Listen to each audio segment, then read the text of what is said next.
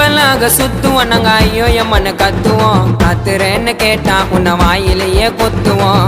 எங்க புள்ளிங்க எல்லாம் பயங்கரம், எங்களை பார்த்த தமன மயங்கி ஓய்ந்துரும். உண்மைங்க நயன்தாராவ கூட விழுந்துரும். இப்ப புது நடிகை கீர்த்தி சுரேஷும் சேர்ந்து ஓய்ந்துரும். கும்பலாக சுத்துவோம் நாங்க ஐயோ எம்மன்னு கத்துவோம்.